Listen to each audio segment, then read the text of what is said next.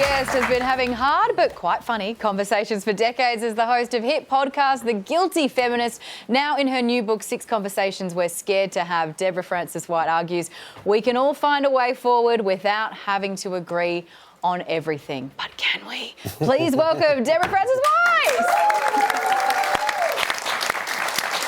Deborah, I love the aim. Why did you want to write this book?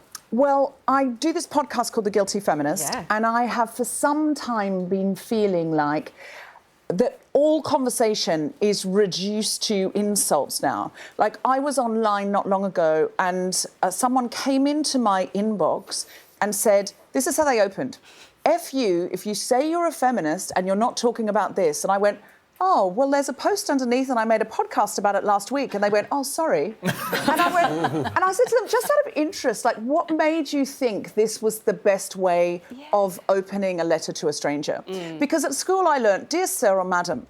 And there's no like, hi, I wondered if you were talking about this. This is something you could share. And she said, I don't know. And she said, I feel really bad now. And I said, it's the internet that's taught you that. But then the internet bleeds out into the real world. Sometimes people say, well, just come off the socials. But the problem with coming off the socials and just going on the internet to book train tickets and football tickets is, who are you sitting next to on the train? Who are you sitting next to at the football? People who are operating like that all the time. So I wanted to say, enough. Let's get back to critical thinking for ourselves and debating and discussing things in a way that's productive. Well, what can make conversations scary? Well, we now are in a very strange time where, you know, in the old days, people in your community, whether it was the person that made your bread or the person that made your clothes. Well, now, if you know the person who makes your dress and your bread, you're rich. Because it's probably some artisan local person and, you know, coming around. Everybody else doesn't know that person. And so our community often becomes the people online that we know because we communicate with because maybe they like Doctor Who, or maybe they're into the same kind of band that you're into, or maybe they share your values politically. And so what's happened is the way that we empathise has changed. And a lot of times people say, well, social media lowers your empathy, you know, it's all keyboard warriors, you can't see faces.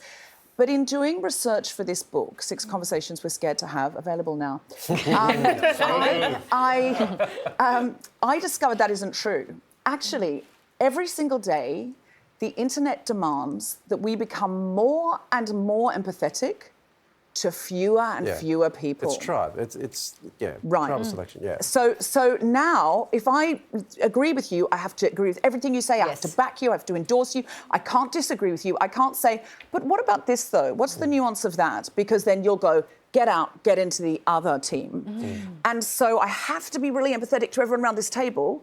But if someone over there thinks differently about something, I mean, we saw this in the UK with Brexit.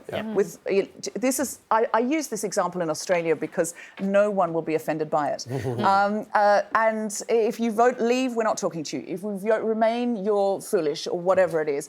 And so I really saw it there. It made people completely tribal in their own communities. And what it meant was I can only have empathy for my side. And we need to get back to thinking about what empathy really is. There are 2 kinds of empathy. Cognitive, I know how you got there. Or affective, I know how you feel and I can feel with you. And now it's like, don't even have cognitive empathy for people.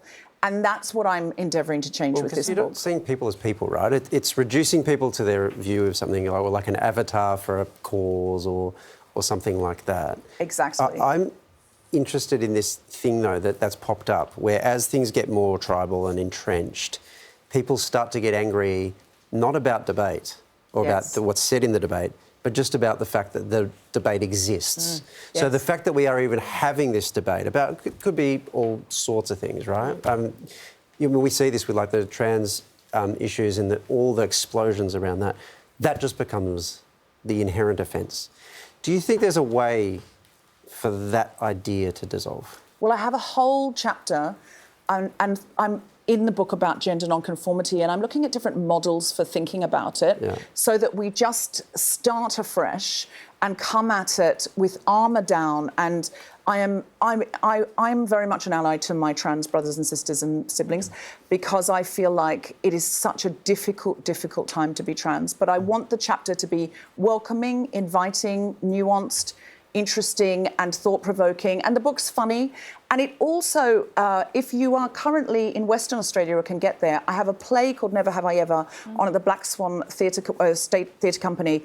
And it's on opening this weekend. And it has similar themes, not trans themes, but about... It's 4 people. It's a very funny, entertaining play, but they're coming together, they're debating, they're discussing, and there is an indecent proposal made, which makes it a little bit exciting as well. Wow, debate and indecency. That is the full set. And just before we play the book, I very quickly wanted to say Deborah Frances-White, someone who is such a great example of both empathy and a lover of words and argument, but also kindness, is our dear friend Cal Wilson, who you've dedicated this book to. So there's no question. Just thank you very much for that. Yeah, I love Cal Wilson so much, and I was so honoured to devote this to her. This is the book, 6 Conversations We're Scared to Have. It's out now. Yeah. Would you please thank Deborah Frances-White?